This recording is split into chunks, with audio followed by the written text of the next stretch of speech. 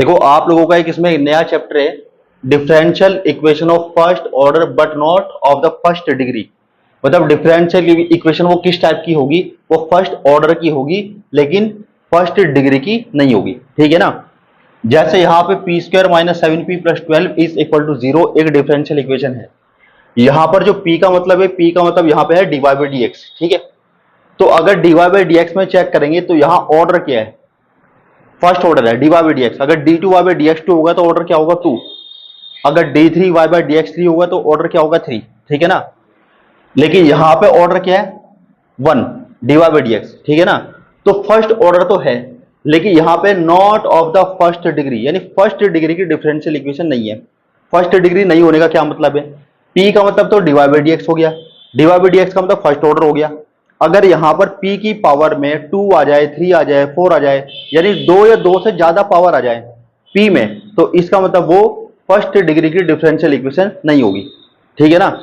अच्छा, अब इसका अगर हमें सॉल्यूशन निकालें तो कैसे निकालेंगे, सबसे पहले तो हम कोशिश करेंगे इसके फैक्टर करने की। ठीक है ना। नॉर्मली फैक्टर हो जाए तो ठीक है, वरना इसमें श्रीधराचार्य हम लगा देंगे। अब नॉर्मली आप करके देखोगे तो हो जाएंगे इसके फैक्टर। यहां पे लिखेंगे p minus 3 p minus 4 is equal to कितना 0। अब यहां पे देखो एक तो हमारा p 3 निकलेगा, एक यहां से p हमारा क्या निकलेगा 4 निकलेगा। p का मतलब क्या होता है dy बाई डी एक्स, यहां 3 के इक्वल होगा, और dy बाई डी एक्स यहां पर हमारा 4 के इक्वल होगा। y निकालने के लिए इसको इंटीग्रेट करेंगे तो y की वैल्यू यहां पर निकलेगी 3x, और एक कांस्टेंट ऑफ इंटीग्रेशन हम लेंगे c1, एक साइड इसकी 0 कर लेंगे, y minus 3x minus c1 is equal to कितना 0। यहां पे जब इसको इंटीग्रेट करेंगे तो y आएगा y is equal to 4x, और यहां पे आएगा प्लस c2, और ये आएगा y minus 4x minus c2 is equal to कितना 0। ये क्लियर है। अच्छा, अब यहां पे हमें दो चीजें मिली हैं। अब ये मिली है इसके दो फैक्टर की वजह से, लेकिन हमें निकालना है इसका single combined solution. Single combined solution कैसे निकलेगा इसका, ठीक है। तो हम इसकी मल्टीप्लीकेशन को 0 के इक्वल रख देंगे, वही हमारा सिंगल कंबाइंड सॉल्यूशन होगा। यानी फाइनल सॉल्यूशन इस तरह से लिखा जाएगा y minus 3x minus c1, और इनटू यहां पर लिखेंगे y माइनस ये आएगा 4x और minus c2 is equal to कितना 0। तो इस तरह से हम इसमें सिंगल कंबाइंड सॉल्यूशन को निकाल सकते हैं। देखो नेक्स्ट क्वेश्चन ये है p minus x y, p minus x square, p minus y square, इसको हमें सॉल्व करना है। ठीक है, इसका निकालना सिंगल कंबाइंड सॉल्यूशन। तो सबसे पहले हम क्या करेंगे, इसको 0 के इक्वल पुट कर देंगे, p minus x y is equal to कितना 0। p को यहां पे लिखेंगे हम dy by d x minus का x y is equal to 0। अगर यहां पे हम वेरिएबल सेपरेबल कर सके तो बहुत अच्छा है। ठीक है ना। तो यहां पे इसको लिखेंगे हम 1 upon y d y is equal to x d x. इसको इंटीग्रेट करेंगे तो यहां पर ये बनेगा log y, और यहां पर ये बनेगा आपका एक्स स्क्वायर अपॉन 2, और यहां पे लिख सकते हैं प्लस c1। c1 को भी अपॉन c1 अपॉन 2 लिखा जा सकता है, इसमें कोई दिक्कत नहीं है। आर्बिट्रेरी कांस्टेंट है, यहाँ पे c1 भी मान सकते हैं, c1 अपॉन 2 भी मान सकते हैं, 2c1 भी मान सकते हैं, माइनस भी लिख सकते हैं, प्लस भी लिख सकते हैं, इसका कोई दिक्कत नहीं है। अब यहाँ फायदा ये होगा जब 2 से मल्टीप्लाई करेंगे तो 2 यहां से कैंसिल हो जाएगा, तो यहाँ पे बनेगा आपका 2 log y, इसकी एक साइड 0 भी कर लेंगे, minus x square minus c1 is equal to कितना 0। ठीक है ना। अब क्या करेंगे, इसको 0 के इक्वल पुट कर देंगे, तो p माइनस एक्स स्क्वायर को 0 के इक्वल पुट करेंगे तो p की वैल्यू यहाँ पे निकलेगी एक्स स्क्वायर, और p को यहाँ पर हम लिखेंगे dy by d x is equal to कितना एक्स स्क्वायर। और जब इसको लिखेंगे हम, देखो वेरिएबल सेपरेबल करेंगे तो यहाँ पे dy is equal to x square, यह आएगा dx। जब इंटीग्रेट करेंगे तो यहाँ इसका इंटीग्रेशन क्या आएगा y, और एक्स स्क्वायर आएगा x की पावर 3 अपॉन 3, और प्लस यहाँ पे c1 सपोज कर रखा है ना, तो यहाँ पे हम c2 सपोज कर लेंगे, c2 अपॉन 3 भी मान सकते हैं, इससे कोई दिक्कत नहीं है। ठीक है ना। फायदा ये होगा जब इसकी 3 से मल्टीप्लाई करोगे 3 यहां से कैंसिल हो जाएगा, तो ये बनेगा आपका 3y is equal to x cube, और प्लस कितना आएगा c2, इसकी एक साइड 0 करेंगे तो ये आएगा 3y minus x cube minus c2 is equal to कितना 0। अब यहां पे क्या करेंगे, इसको 0 के इक्वल रखेंगे तो ये आएगा p minus y square is equal to 0। p को हम लिखेंगे dy by d x, dx is equal to कितना आएगा, ये आएगा वाई स्क्वायर, और यहाँ वेरिएबल सेपरेबल करेंगे तो ये आएगा 1 upon y square dy is equal to कितना dx। यहाँ तक ठीक है। इसको इंटीग्रेट करेंगे तो 1 अपॉन वाई स्क्वायर का हो जाएगा माइनस 1 अपॉन वाई, और इज इक्वल टू 1 का क्या हो जाएगा x, और यहाँ पे हम क्या लिख सकते हैं c3, क्योंकि हमने यहाँ पे देखो c1 सपोज किया, यहाँ पे c2, तो यहाँ पे क्या लिखेंगे c3, और यहाँ पे हम क्या करेंगे y से मल्टीप्लाई कर देंगे तो ये आएगा minus 1 is equal to x y, और प्लस ये आएगा आपका c3y। एक साइड इसकी 0 कर लेंगे, इसको उधर ले जाएंगे, तो ये बनेगा आपका एक्स वाई प्लस 1 और ये आएगा प्लस, ये आएगा C3y इज इक्वल टू कितना 0। अब हमें लिखना है इसका सिंगल कंबाइंड सॉल्यूशन, ठीक है, सिंगल कंबाइंड सॉल्यूशन। अब सिंगल कंबाइंड सॉल्यूशन लिखने के लिए क्या करेंगे, बस क्या करेंगे, देखो तीन चीजें हमारे पास है, तीनों की मल्टीप्लीकेशन को हम 0 के इक्वल लिख देंगे, वही हमारा फाइनल सॉल्यूशन हो जाएगा। तो यहां पर लिखेंगे इसको 2 log y minus x square minus C1 into, यहां पर इसको लिखेंगे हम 3y माइनस एक्स क्यूब और माइनस का C2 इंटू, यहां पर इसको लिखेंगे हम xy और प्लस 1 और प्लस कितना C3y इज इक्वल टू कितना 0। तो इस तरह से हम सॉल्यूशन इसका निकाल सकते हैं। देखो नेक्स्ट क्वेश्चन ये है, इसको सॉल्व करना है x square divide by d x का whole square plus x y divide by d x minus 6y square is equal to 0, ठीक है। तो यहां पर हम क्या करेंगे, थोड़ा सा इजी करने के लिए हम इसमें dy बाई dx जहां भी लिखा है उसको p मान लेंगे, ठीक है। तो यहां पर ये बनेगा आपका x square p square plus x y into p और minus 6y square is equal to कितना 0, ये हो गया। अब इसके करने फैक्टर हमें, ठीक है। तो यहां पर इसको लिखेंगे हम एक्स स्क्वायर पी स्क्वायर, यहां पे 6 है, 3 2 6, 3 और 2 को माइनस करके कितना आ जाएगा 1, तो यहां पे इसको लिखेंगे एक्स वाई पी को हम 3xyp और माइनस यहां पे हम लिखेंगे इसको 2xyp minus 6y square is equal to कितना 0। यहां पे पेयर बना लेंगे इस टाइप से, इसमें से कॉमन करेंगे, जो भी कॉमन हो सकता है इसमें से xp कॉमन हो जाएगा, तो यहां पर आपका xp बचेगा और प्लस xp कॉमन है तो यहां पे क्या बचेगा 3y बचेगा, फिर माइनस इसमें से कॉमन कर सकते हैं हम 2y, तो यहां पर क्या बचेगा, ये बचेगा आपका xp और प्लस ये बचेगा आपका 3y इज इक्वल टू कितना 0।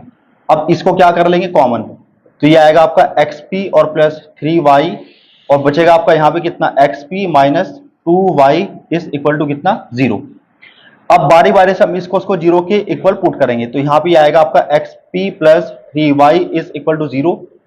यहां पे क्या कर सकते हैं हम, p को क्या लिखेंगे dy बाई dx और प्लस प्लस को उधर कर लेंगे, ये आ जाएगा माइनस 3y, यह आएगा आपका माइनस, यह आएगा माइनस 3y, यहां पे वेरिएबल सेपरेबल करेंगे तो यहां पे लिख सकते हैं 1 अपॉन वाई, ये dy is equal to minus 3 upon x और ये dx, इसको इंटीग्रेट करेंगे तो यहां पर ये आएगा log y और ये आएगा माइनस कितना 3 log x और यहां पे लिखेंगे प्लस। अब यहां log है तो जो आर्बिट्रेरी कांस्टेंट हम मानते हैं ना उसको हम log में मान लेंगे, ठीक है। इसको यहां पे सिंप्लीफाई करने के लिए क्या करेंगे, ये बन जाएगा x की पावर माइनस 3 और ये बन जाएगा log 1 अपॉन x की पावर 3। अब यहां पे log के बीच में प्लस आएगा तो कैसे लिख सकते हैं इसको, log यहां पर हम लिख सकते हैं c1 माइनस की वजह से इसको क्या लिखेंगे अपॉन में लिखेंगे, यह आएगा x की पावर इतना 3। अब log से log कैंसिल अगर करेंगे तो y की वैल्यू क्या निकलेगी, यहां से y हमारा निकलेगा c1 अपॉन यह आएगा x की पावर 3 और क्रॉस मल्टीप्लाई करेंगे तो बनेगा x की power 3 y is equal to कितना c1।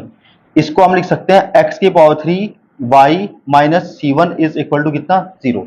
ये क्लियर है यहां तक।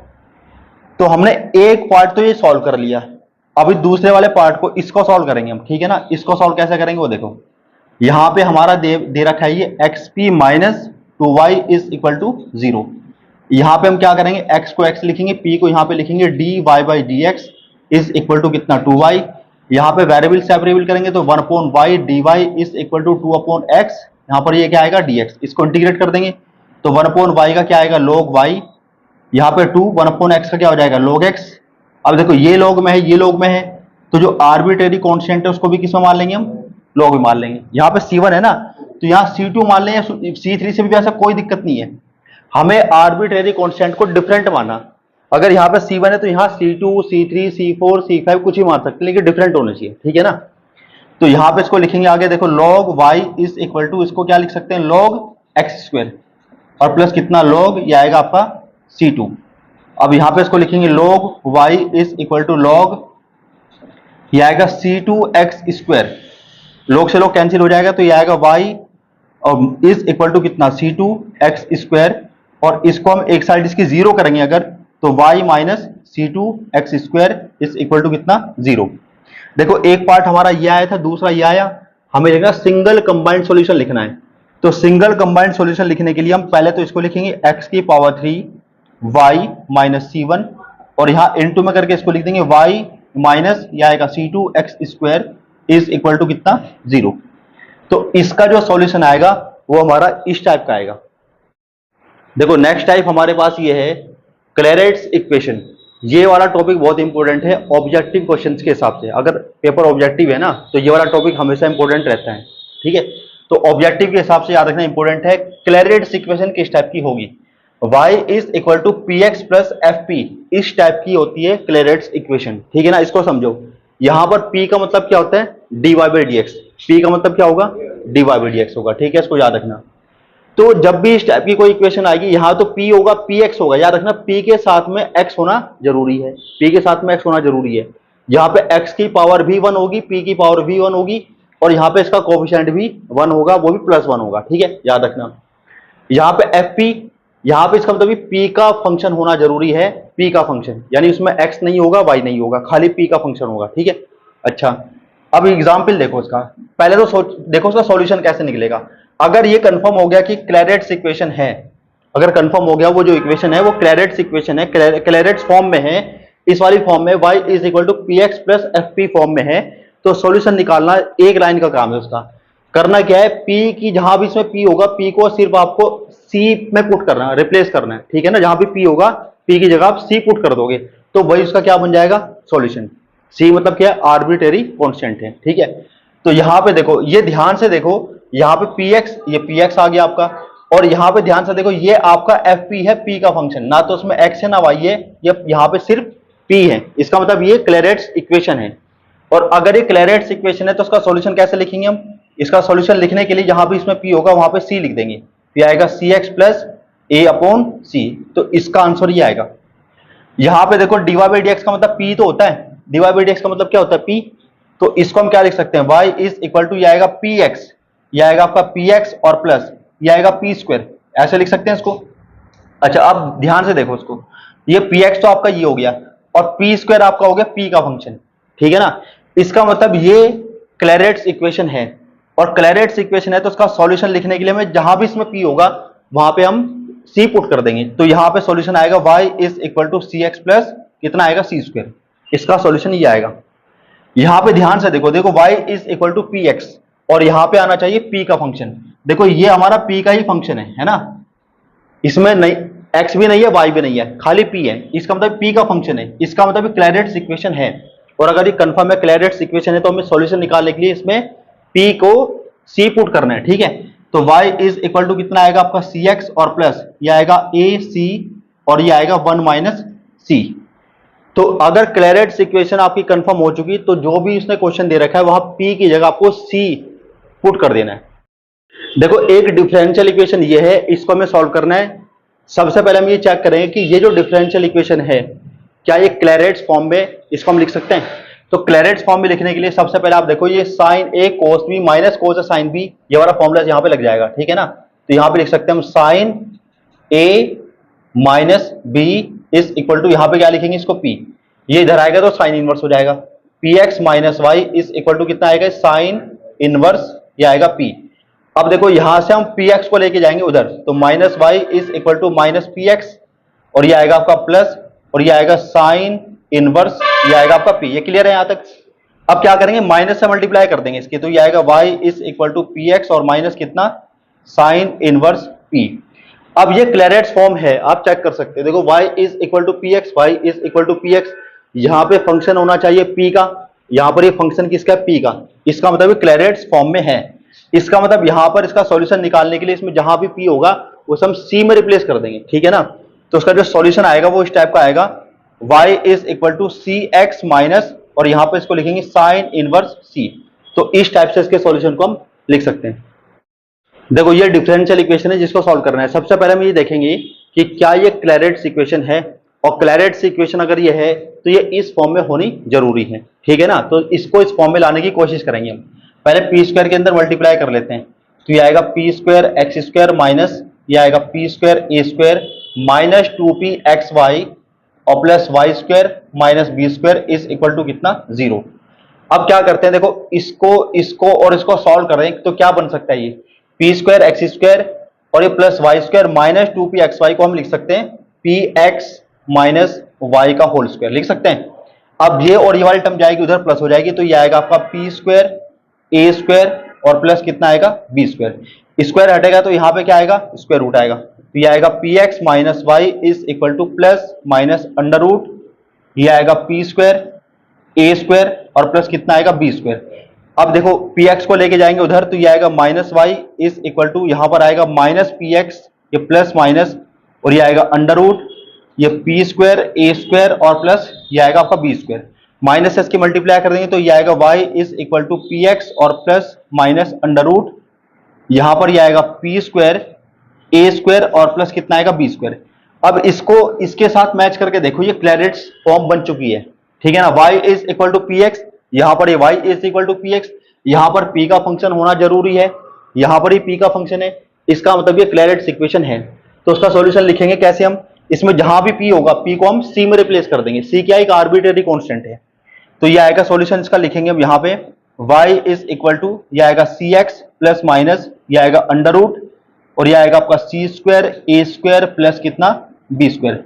तो पहले हम देख लेंगे कोई इक्वेशन अगर उसने दे रखी है तो उसको क्लैरिट्स फॉर्म में हम चेंज कर सकते हैं क्या, अगर चेंज कर सकते हैं तो चेंज करेंगे, और अगर पहले से आपको आइडिया लग जाए कि हाँ ये क्लैरिट्स फॉर्म में लिखी जा सकती है तो कुछ नहीं करना, जो भी क्वेश्चन दे रखा होगा ना वहीं पे पी की जगह आप सी पुट कर दो, ठीक है ना। तो इस तरह से हम इसके क्वेश्चन को सॉल्व कर सकते हैं।